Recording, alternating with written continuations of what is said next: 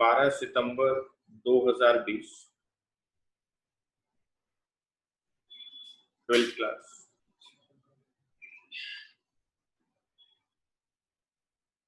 हम लोग बात कर रहे हैं बेटे डिसोल्यूशन की, dissolution of a partnership form.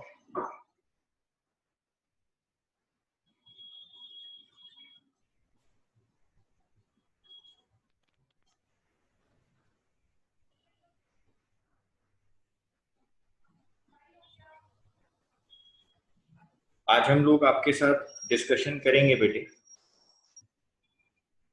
Treatment of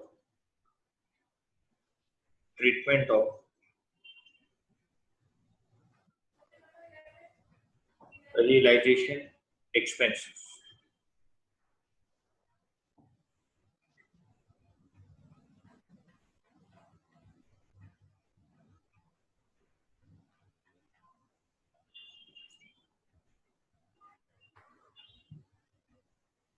treatment of realization expenses. बेटे ये पार्टनरशिप फर्म की बैलेंस शीट,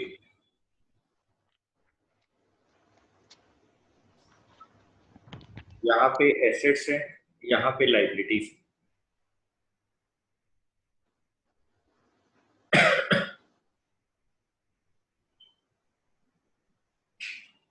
यहाँ पे डिफरेंट एसेट्स होती हैं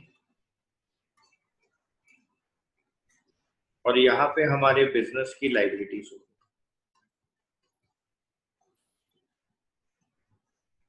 हम लोग जब अपनी पार्टनरशिप फर्म को डिसॉल्व करते हैं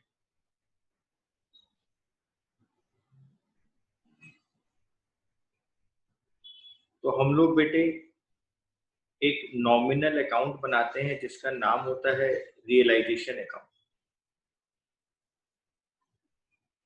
इन एसेट्स को बेचा जाता है, इन एसेट्स को सेल किया जाता है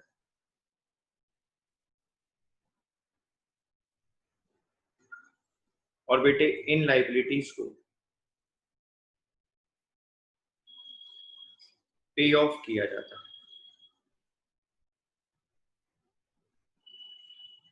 इन लाइबिलिटीज को पे ऑफ किया जाता है।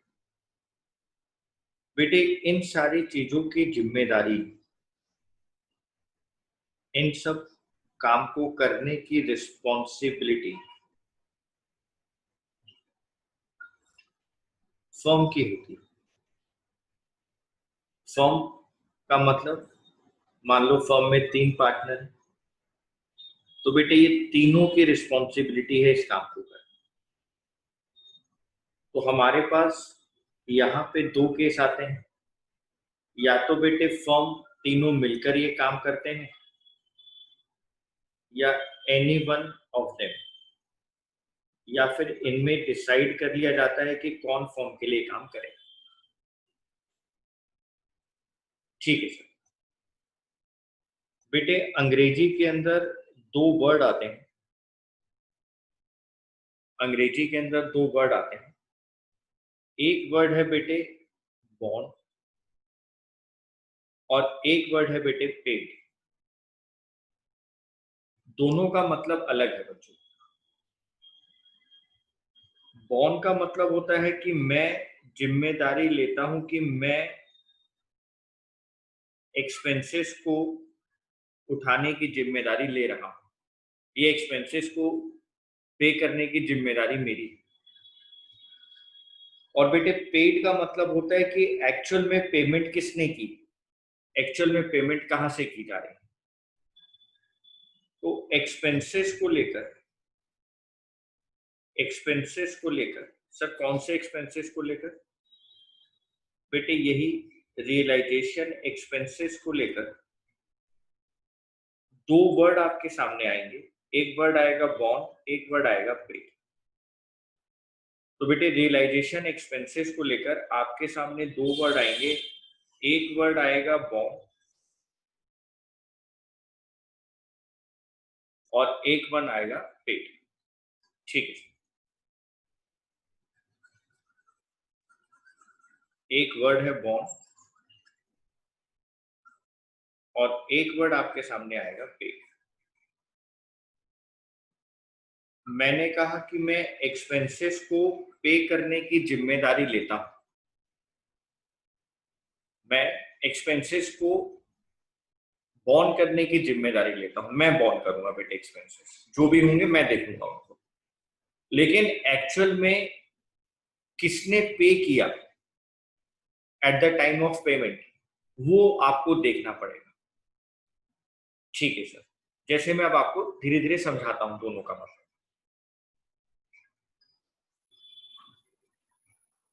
पॉइंट नंबर 1, क्वेश्चन में लिखा है रियलाइजेशन एक्सपेंसेस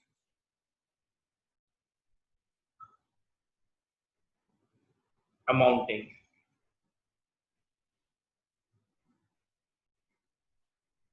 ₹1,000 और क्वेश्चन में कुछ नहीं लिखा बेटे।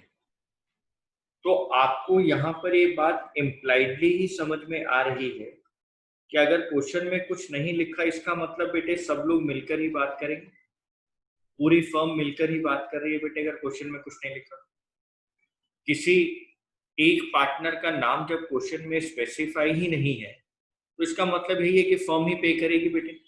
रियलाइजेशन एक्सपेंस अमाउंटिंग टू ₹1,000, यानी सर इसका मतलब ये है कि ये एक्सपेंसेस बॉन्ड भी फर्म करेगी, बॉन्ड बाय फर्म। फर्म ने कहा कि हमारी जिम्मेदारी है, और सर अल्टीमेटली पे भी फर्म ही करेगी, पेड बाय फर्म। ये जो रियलाइजेशन एक्सपेंसेस हैं ₹1,000 के, फर्म ने ही बॉन्ड करे हैं, फर्म ने ही पे करे। जब किसी पार्टनर का नाम लिखा ही नहीं, पार्टनर के लिए कोई स्पेसिफिकली कंडीशन ही नहीं लिखी, तो बेटे इंप्लाइड है कि फर्म ही अपने आप इसकी जिम्मेदारी ले रही है और फर्म ही इसको पे कर रही है।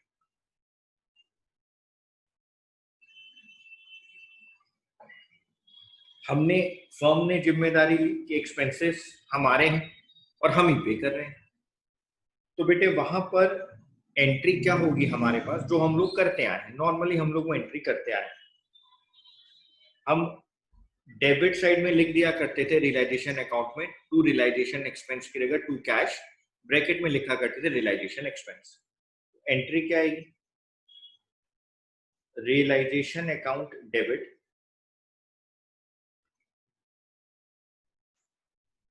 Realization account debit to cash account, 1000। आप याद करो बेटे, ये रियलाइजेशन अकाउंट होता था, ये आपका रियलाइजेशन अकाउंट होता था, और आप यहां लिख दिया करते थे टू कैश या टू बैंक रियलाइजेशन एक्सपेंस। तो हमारे पास एंट्री क्या बनी बेटे, realization account debit to cash account. ठीक है सर। पॉइंट नंबर 2, क्वेश्चन में लिखा है realization expenses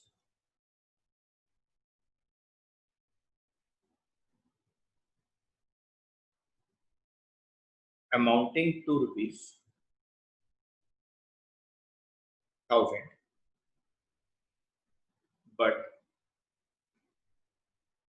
paid by partner X।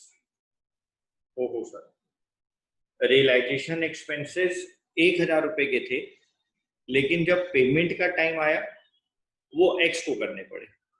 यानी सर फर्म ने अपने हाथ खड़े कर दिए। फर्म कहती है हमारे पास पैसा नहीं, हमारी पार्टनरशिप फर्म की इंसल्ट ना हो, इसलिए एक्स, पार्टनर एक्स कहता है यार सब लोग चुप रहो, तुम्हारे बस की नहीं है कुछ, मैं ही पे कर देता हूँ। यानी सर पार्टनरशिप फर्म के बिहाफ पर एक्स ने पे किया। अब आप समझो बेटे, वो खाली एक्स की जिम्मेदारी तो नहीं थी, वो तो पार्टनरशिप फर्म की जिम्मेदारी थी। लेकिन अगर पार्टनरशिप के फर्म के बिहाफ पर एक्स पे कर देता है, पार्टनरशिप फर्म के बिहाफ पर एक्स पे कर देता है, इसका मतलब बेटा एक्स अपने घर से 1,000 रुपए पार्टनरशिप फर्म के लिए ला रहा, यानी सर पार्टनरशिप फर्म की जिम्मेदारी बन गई एक्स के इस 1,000 रुपए को वापस करने की। जी सर, यानी सर यहाँ पे हम ये बात समझ सकते हैं कि ये जो एक्सपेंसेस हैं ये बॉन्ड तो फर्म ने करे,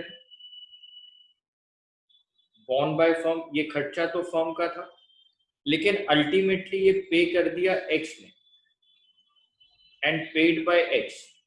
एक्स कह रहा है मैं पूरी पार्टनरशिप फर्म के बिहाफ पर पे कर रहा हूं, यानी सर एक तरीके से देखा जाए तो यहाँ पर एक्स की कैपिटल इंक्रीज हो रही है क्योंकि एक्स फर्म के लिए पे कर रहा है, एक्स अपनी कैपिटल को 1,000 रुपए से इंक्रीज कर लेगा। हाँ बेटा, मैं आपको यही बताना चाह रहा हूँ कि यहाँ पर एक्स की कैपिटल इंक्रीज हो रही है, खर्चा फर्म का था,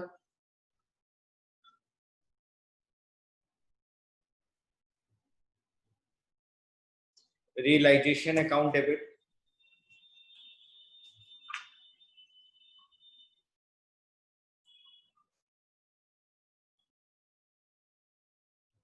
टू कंसर्न पार्टनर,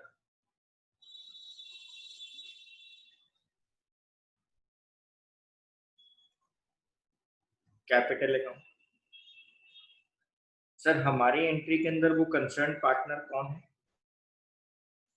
बेटे? वो कंसर्न पार्टनर है एक्स, यानी सर हमारे पास एंट्री क्या हो जाएगी? हमारे पास एंट्री हो जाएगी realization account debit to X capital है। एक्स की कैपिटल बेटे इंक्रीज होगी, और जब एक्स की कैपिटल इंक्रीज होगी इसका मतलब बेटे वो एंट्री में क्रेडिट, वो एंट्री के अंदर क्रेडिट होगी। तो कैपिटल बेटे क्रेडिट साइड इंक्रीज होती है, आपको याद रखना है कैपिटल हमेशा क्रेडिट साइड इंक्रीज होती है, कैपिटल की इंक्रीजिंग साइड क्रेडिट साइड। तो जब एक्स पार्टनर एक्स फर्म के लिए पे करेगा तो उसकी कैपिटल इंक्रीज होगी, तो बेटे हमने उसको क्रेडिट किया। ठीक,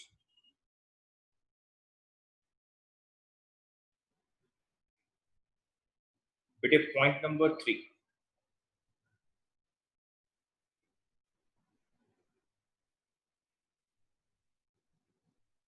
पॉइंट नंबर 3,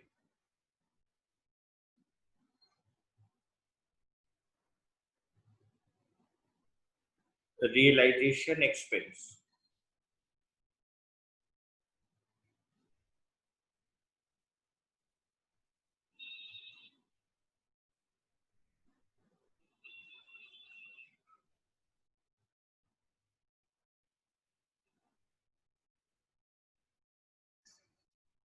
नेक्स्ट पॉइंट है बेटे realization expenses amounting to ₹1,000 paid by X on behalf of Y।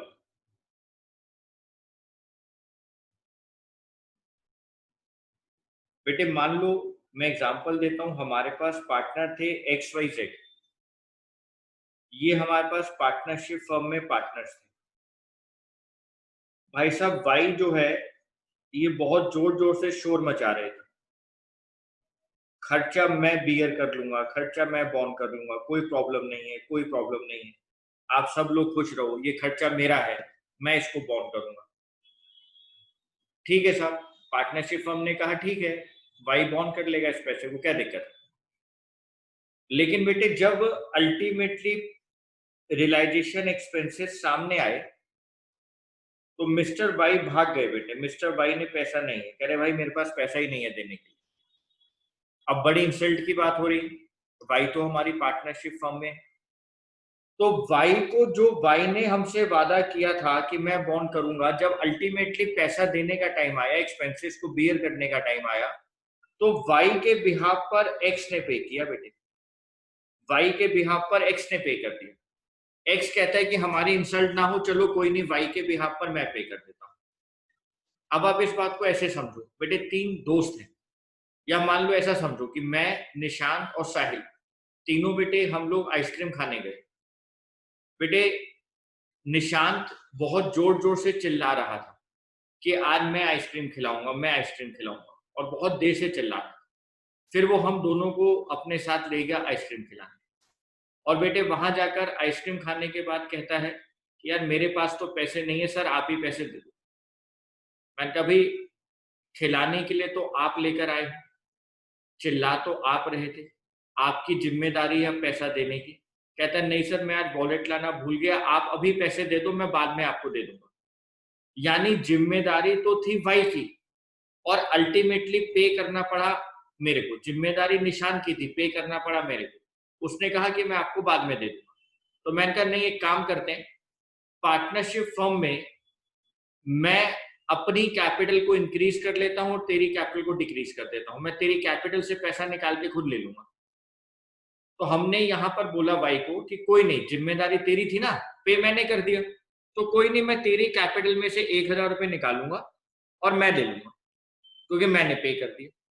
हाँ सर, बात तो सही कह रहे हैं आप। तो बेटे पे कर दिया एक्स ने ऑन बिहाफ ऑफ वाई, जिम्मेदारी वाई की थी।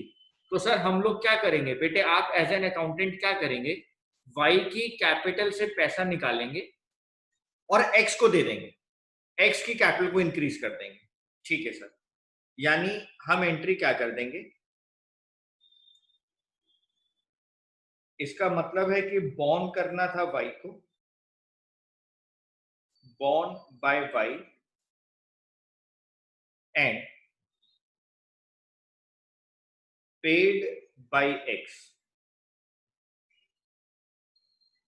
बॉर्न करना था वाई को, पे कर दिया एक्स ने। तो अब हम लोग क्या करेंगे बेटे, हम लोग वाई से पैसा निकालेंगे, उसकी कैपिटल को कम करेंगे, वाइज कैपिटल अकाउंट डेबिट, उसकी कैपिटल को कम कर देंगे। तो जब कैपिटल कम होती है बेटे तो डेबिट होता है, और ये पैसा हम एक्स को दे देंगे, उसकी कैपिटल को इंक्रीज कर देंगे। तो एक्स कैपिटल अकाउंट, तो जिसने पे कर दिया उसकी कैपिटल इंक्रीज हो गई, और जिसके बिहाफ पे किया गया उसकी कैपिटल डिक्रीज हो गई। कैपिटल जब डिक्रीज होती है तो डेबिट होता है, और कैपिटल जब इंक्रीज होती है तो क्रेडिट होता है। ठीक है sir.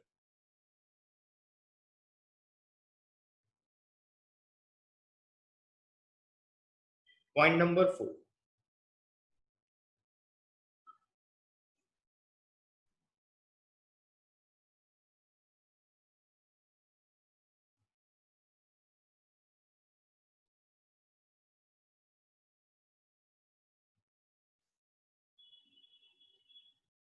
Realization expenses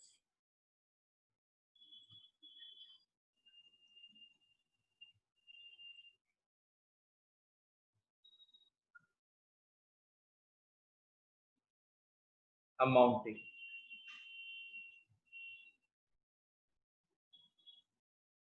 to ₹1,000 paid by firm. Sir firm को पे करना पड़ा, paid by firm, paid word लिखा है, कैश पे करना पड़ा फर्म को। लेकिन सर इसकी जिम्मेदारी ना एक्स ने ली थी, ऑन बिहाफ ऑफ एक्स। ओहो सर, पे करना पड़ा फर्म को, फर्म ने पे किया है। जब फर्म पे करती है तो एंट्री आती है realization account debit to X. लेकिन सर ये फर्म की जिम्मेदारी नहीं है, ये फर्म की जिम्मेदारी नहीं है, ये जिम्मेदारी तो एक्स की थी, ऑन बिहाफ ऑफ एक्स। ये जिम्मेदारी तो एक्स की थी। सर अगर फर्म ने पे करा तो टू कैश अकाउंट तो समझ में आ गया, टू कैश अकाउंट 1,000, क्योंकि फर्म ने पे करा। लेकिन सर यहाँ पे हम रियलाइजेशन अकाउंट को डेबिट नहीं कर सकते, क्योंकि बॉर्न बाय फर्म नहीं है, पेड बाय फर्म है, वो तो समझ में आ गया to cash account, paid by firm तो समझ में आ गया टू कैश अकाउंट। लेकिन बॉर्न बाय फर्म नहीं है इस केस के अंदर, इस केस में है बॉर्न बाय एक्स। यानी ये एक्सपेंसेस जो है वो एक्स को पे करने थे, लेकिन फर्म ने पे करे। तो सर कोई दिक्कत नहीं है, हम एक काम करेंगे ना, हम एक्स की कैपिटल से पैसा निकाल लेंगे। हाँ बेटे, हम एक्स की कैपिटल को कम कर देंगे। यानी हम एंट्री लिख देंगे एक्स कैपिटल अकाउंट डेबिट यानी जिसके बिहाफ पे फर्म ने पे कर दिया उसकी कैपिटल को कम कर दो सर, आप उसकी कैपिटल से पैसा निकाल लो। ओके सर, तो सर हम यहाँ एंट्री लिख सकते हैं, कंसर्न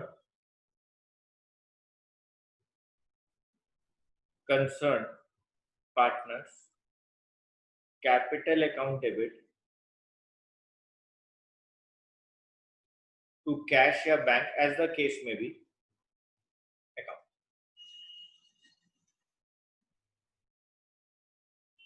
ठीक है, नेक्स्ट देखो बेटे, point number 5, point number 5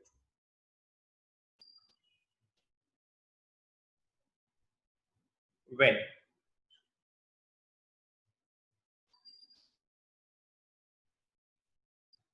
realization expenses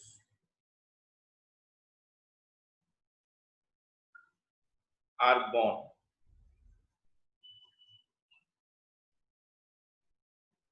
and paid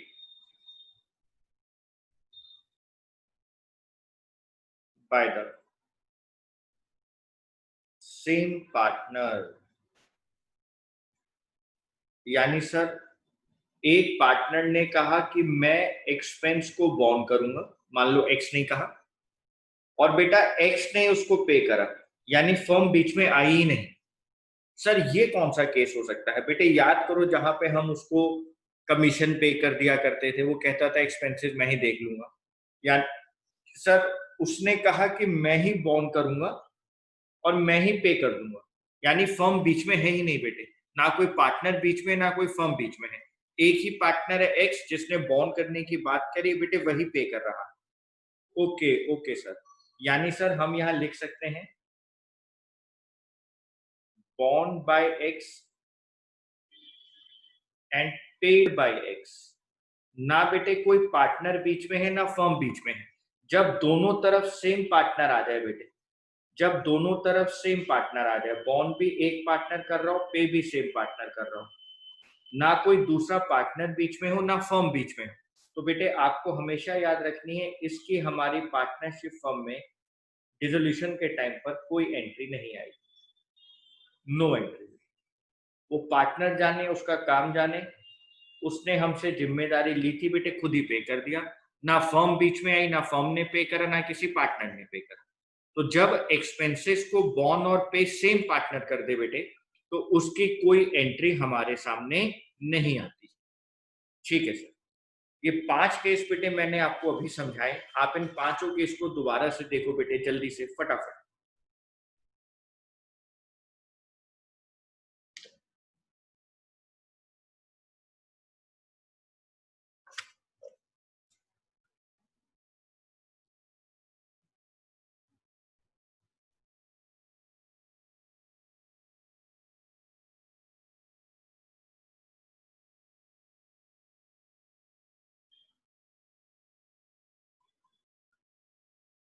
मैंने आपको 5 केसेस लिखवाए हैं बेटे, आप इन पांचों केसेस को एक बार जल्दी से देख लें।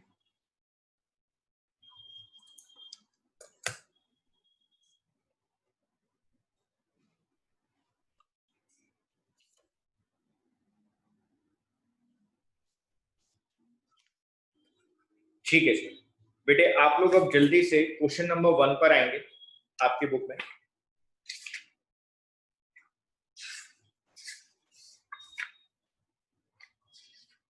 पेज नंबर 8.48,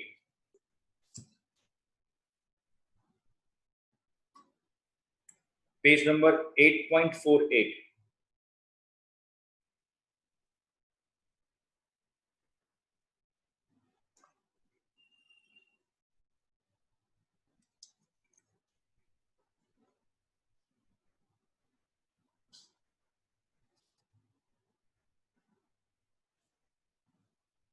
पेज नंबर 8.48,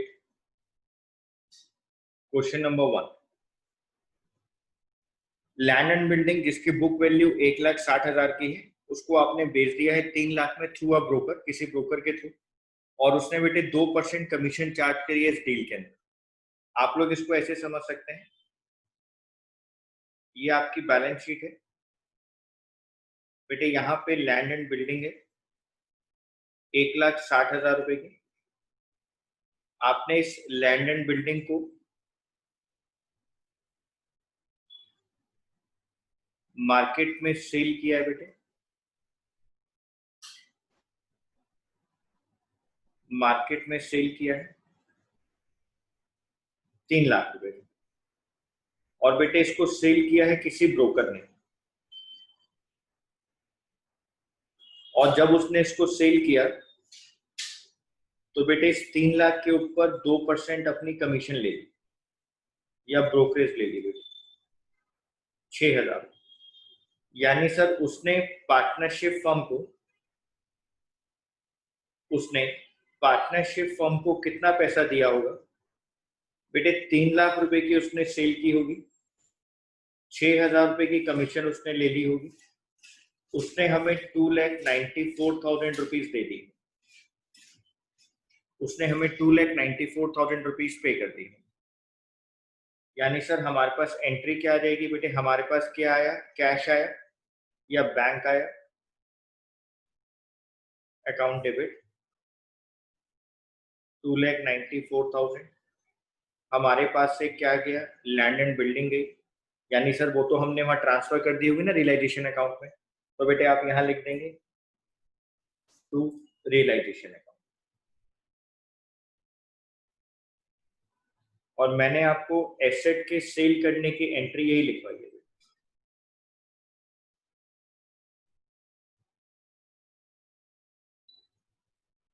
मैंने आपको रेजोल्यूशन के अंदर जब नोट्स लिखवाए थे तो एसेट्स के सेल करने की एंट्री मैंने आपको यही लिखवाई थी।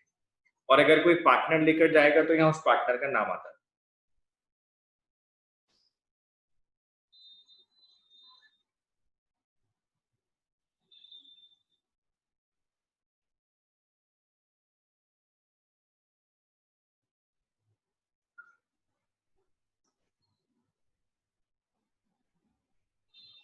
Being an asset sold by paying 2% brokerage.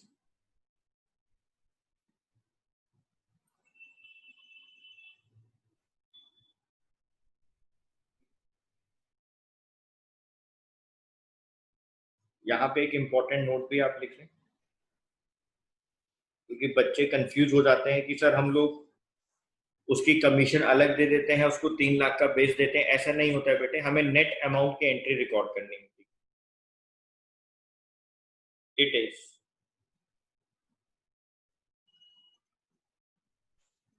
The only net amount received on sale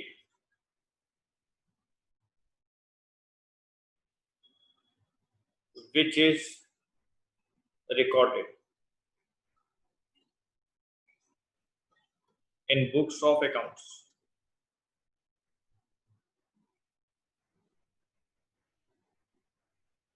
paying brokerage or the book value of the asset has no relevance। बेटे उसका कोई रेलिवेंस यहाँ पे नहीं।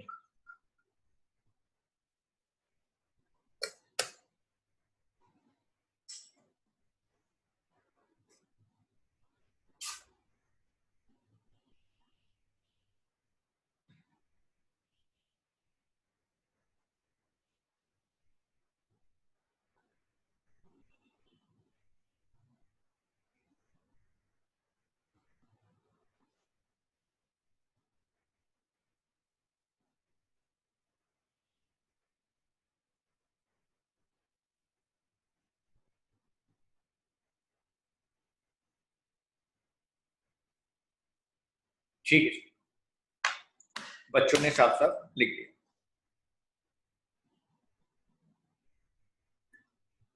Question number 2, page number same ही है बेटे, 8.48. Pass journal entries in the following cases. Point number 1, expenses of realisation ₹1500. तो बेटे यहाँ पे किसी पार्टनर का नाम नहीं लिखा है, यहाँ कुछ भी नहीं लिखा है. तो सर ये तो वो फर्स्ट वाला केस हो गया जहाँ पे कुछ नहीं लिखा था और आपने कहा था कि वो फर्म ही बॉन्ड कर रही है और फर्म ही पे कर रही है. हाँ बेटे यही वाला case. Realization expenses amounting to ₹1000, यहाँ भी यही लिखा हुआ है. एक्सपेंसेस ऑफ रियलाइजेशन, किसी पार्टनर का नाम नहीं है तो हम यही मानेंगे फर्म ने ही बॉन्ड किया, फर्म ही पे कर रही है. तो बेटे मेरे पास एंट्री क्या आ जाएगी, एंट्री आ जाएगी realization account debit to cash account 500 500 being expenses incurred on dissolution.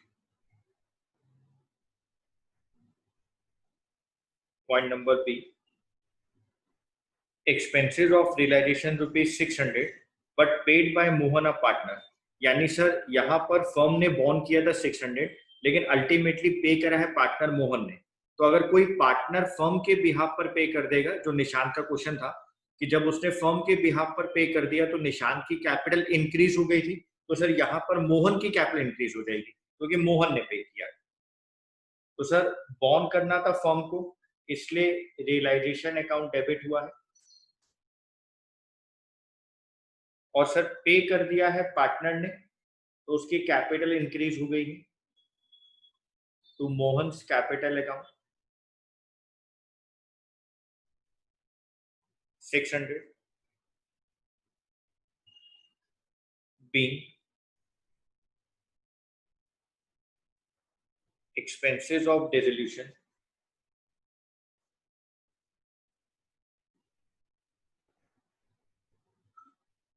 borne by firm और paid by मोहन, ब्रैकेट में लिख दो पार्टनर. खर्चा फर्म का था, पे करा है पार्टनर ने, तो उसकी कैपिटल इंक्रीज हो गई, वो क्रेडिट आ गया. Mohan, one of the partner of the firm, was asked to look into the dissolution of the firm, for which he was allowed a commission of ₹2000. Sir यहाँ पे हमने एक अमाउंट फिक्स कर लिया मोहन के साथ कि हम आपको 2000 रुपए की कमीशन पे कर देंगे, हम आपको 2000 रुपए की कमीशन पे कर देंगे, आप सारी चीजों को देखिए. सर लेकिन जो एक्चुअल एक्सपेंस होगा बेटे वो मोहन जाने. अब एक्चुअल एक्सपेंस 1000 का हो, एक्चुअल एक्सपेंस 3000 का हो, एक्चुअल एक्सपेंस 4000 का हो, हमें उससे कोई मतलब नहीं. हमें तो मोहन को 2000 रुपए पे करने हैं एज अ कमीशन. आगे अब बेटा वो जाने कि वहां पर कितना पैसा खर्च किया जा रहा है.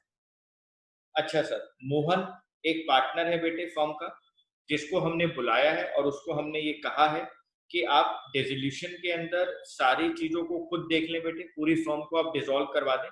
विच he was allowed a commission of ₹2000. और बेटे पार्टनरशिप फर्म ने उसको 2000 रुपए की कमीशन देने का वादा कर लिया. अब एक्सपेंसेस 5000 का हो, 6000 का हो, 1000 का हो, उससे हमें कोई मतलब नहीं. हमें तो मोहन को 2000 रुपए पे करने हैं, वो उसकी कमीशन है बेटे. तो हमारा जो खर्चा है बेटे वो मोहन को पे करने का है, उसकी कमीशन का खर्चा है. तो हम एंट्री क्या कर देंगे बेटे, अब मान ले तो बेटे कमीशन का खर्चा है फर्म के लिए, तो रियलाइजेशन अकाउंट डेबिट, हम मोहन को पैसा देंगे तो मोहन कैपिटल अकाउंट, हमने उससे 2000 रुपए देने का वादा कर लिया कि भाई हम उसको 2000 रुपए दे देंगे. अब आगे क्या खर्चा होता है वो देखिए.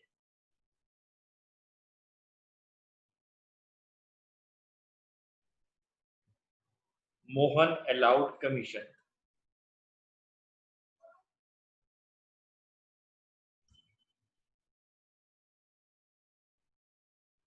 for processing the job of dissolution. Point number D की बात करेंगे। Motor car of book value of 50,000 taken over by creditor of the book value of ₹40,000 in final settlement. Underline कर लो बेटे, फाइनल सेटलमेंट यानी क्रेडिटर 40,000 रुपए के हैं जो मोटर कार लेकर जा रहे हैं बेटे, जिसकी बुक वैल्यू 50,000 के, मार्केट वैल्यू तो पता नहीं, 40,000 या उससे कम ही रही होगी बेटे। तो यहाँ पर एक लाइबिलिटी एसेट को टेक ओवर कर रही है बेटे, हमारे पास कोई एंट्री नहीं आई, no entry, no entry is required. तो जब बेटे कोई भी लाइबिलिटी किसी एसेट के अगेंस्ट सेट ऑफ हो जाती है तो उसकी कोई एंट्री नहीं आती है। 40,000 रुपए के क्रेडिटर्स हैं और मोटर कार की बुक वैल्यू 50,000 रुपए की, मार्केट वैल्यू नहीं।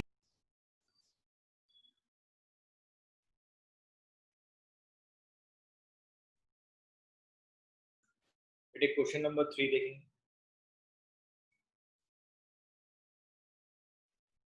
वहां लिखा हुआ है पास journal entries for the following. आपको जर्नल एंट्रीज पास करनी है। आपको 3 केस दिए गए हैं बेटे, ए, बी और सी। पॉइंट नंबर ए में देखें आप लोग क्या लिखा हुआ है। पॉइंट नंबर ए में लिखा हुआ है रियलाइजेशन एक्सपेंसेस ऑफ ₹15,000। जो रियलाइजेशन एक्सपेंसेस हैं 15,000 रुपए की, realization expenses of ₹15,000 were to be met by Rahul, a partner, but were paid by the firm। यानी जिम्मेदारी राहुल ने ली थी लेकिन पे फर्म को करना पड़ रहा है। यानी सर बॉर्न बाय राहुल था लेकिन पेड बाय फर्म हो गया है, फर्म ने पे किया। Point number A. तो बेटे पेड बाय फर्म जैसे लिखा गया तो मुझे समझ में आ गया क्रेडिट साइड तो टू बैंक या कैश अकाउंट आ जाएगा क्योंकि फर्म ने पे करा 15,000। लेकिन बॉन्ड किसने किया था? अगर फर्म ही बॉन्ड करती तो रियलाइजेशन अकाउंट डेबिट हो जाता, लेकिन बॉन्ड किसने किया था? राहुल ने। जिम्मेदारी राहुल की थी बेटे। अब राहुल के बिहाफ पर अगर फर्म पे कर रही है तो राहुल की कैपिटल को हमें कम करना पड़ेगा, हमें राहुल से की कैपिटल से पैसा निकालना होगा। तो Rahul capital account debit,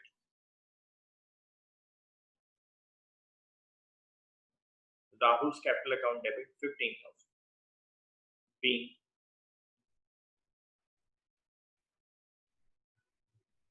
expenses of realization paid but to be borne by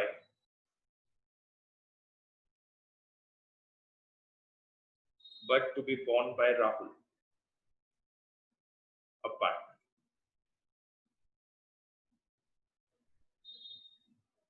Point number B, Ramesh, a partner, was paid remuneration of 25,000 and he was to meet all expenses। हमने तो बेटे रमेश को ये कहा कि हम आपको सैलरी पे कर देंगे 25,000 रुपए की, आगे के एक्सपेंसेस आप अपने आप देख ले जो आपको करना है। हमने तो उनके साथ एक कॉन्ट्रैक्ट कर लिया, एक ठेका उनको दे दिया 25,000 रुपए का कि हमारी तरफ से ये 25,000 रुपए आपको दिए जाएंगे लमसम में, आप उसके बाद अपने एक्सपेंसेस को देखें। तो बेटे एक छोटी सी बात आप ध्यान रखो, सारे बच्चे, अब आप अकाउंटेंट बनी गए, अब आप लोग तो मैक्सिमम अकाउंटेंट बनी गए। हम जब भी कभी फर्म का कोई खर्चा करते हैं ना बेटे, आप कंबाइंड एंट्री भी कर सकते हो, मेरे को कोई फर्क नहीं पड़ेगा, लेकिन मैं आपको समझाना चाहता हूँ कि जब आप कोई एक्सपेंस करते हो, कोई एक्सपेंस पे करते हो ना किसी को, तो पहले बेटे उस एक्सपेंस की ना ड्यू की एंट्री आती है कि हम वो एक्सपेंस दे किसको रहे हैं। तो पहले एक्सपेंस ड्यू किया जाता है, उसके बाद पे किया जाता है। मैं आपको समझाता हूं बेटे, पहले एक्सपेंसेस ड्यू होते हैं और उसके बाद पे होते हैं। हमें अल्टीमेटली पे तो करना है पार्टनर को, रमेश को, हमें तो रमेश को ही पे करना है। मैं मानता हूं इस बात को कि हमें रमेश को पे करना है, लेकिन बेटे पहले फर्म का खर्चा बनाया जाए, पहले फर्म को खर्चा बनाया जाए कि फर्म इसको अपने लिए खर्चा ड्यू करे। यानी फर्म एंट्री क्या करे, देखो जरा 2 मिनट देखो जरा, फिर आपको समझ में आएगा। 2 मिनट शांति से देखो। फर्म के लिए खर्चा है, फर्म ने बॉन्ड किया है, फर्म ने बॉन्ड किया, इसलिए रियलाइजेशन अकाउंट डेबिट। पे करना है रमेश को, हमारे पास क्या आया? कुछ भी नहीं आया। किसके पास आया? रमेश के पास आया। हमें रमेश को पे करना है, अल्टीमेटली उसकी कैपिटल इंक्रीज हुई 25,000। ठीक है बेटे, यहां पर ये कह दिया गया, पढ़ो जरा, Ramesh a partner was paid लिख दिया पेड रेम्यूनरेशन ऑफ ₹25,000। उसको 25,000 रुपए की रेम्युनरेशन पे कर दी गई। तो सर फर्स्ट एंट्री पहले ड्यू की कर दी, और सेकंड अब पेमेंट की अगर मैं करूंगा तो मैं एंट्री करूंगा Ramesh capital account debit to bank account 25,000 25,000। सर आपने ये दो एंट्रीज क्यों करी? भाई हमें तो रमेश को अल्टीमेटली पैसा देना ही था, हमारी फर्म का खर्चा तो 25,000 रुपए का था जो हमें रमेश को देना था।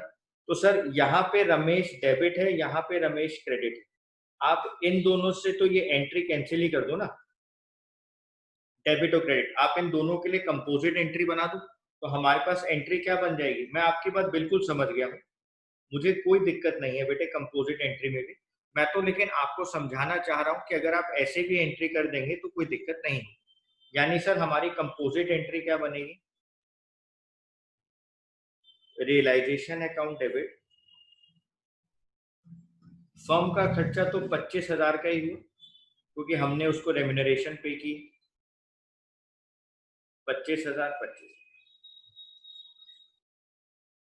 Realization account debit to bank account. तो आप पहले एक्सपेंस ड्यू कर दें, उसके बाद पे कर दें, कोई दिक्कत नहीं।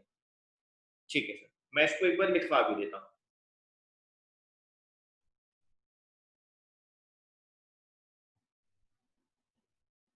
Ramesh the partner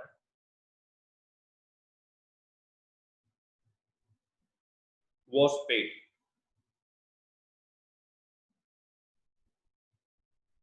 remuneration of rupees 25,000 for meeting expenses of dissolution before making payment to the partner. It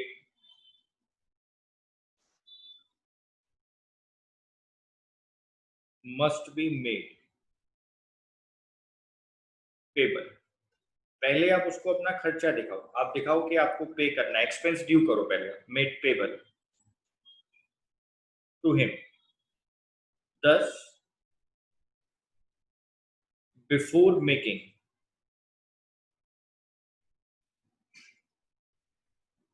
actual payment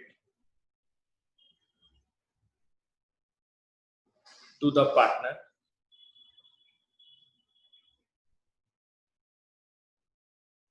and entry for payment due to him has been passed। ये एक्चुअल अकाउंटिंग तो ये कहती है बेटे, actual accounting तो यही कहती है कि आप पहले एक्सपेंस को ड्यू दिखा दें और फिर पे कर दें। लेकिन मैं आपको बताऊं, इस बार भी बोर्ड में रियलाइजेशन एक्सपेंस को लेके क्वेश्चन आया, तो आप चाहे ऐसे एंट्री करो चाहे ऐसे एंट्री करो, आपको फुल मार्क्स दिए जाएंगे, क्योंकि 12वीं के बच्चे से हम लोग दोनों एंट्री एक्सपेक्ट करते हैं कि वो हमें कंपोजिट एंट्री करके दे दे, और वो अगर हमें ऐसे भी एंट्री करता है तो कोई दिक्कत नहीं। ठीक है सर।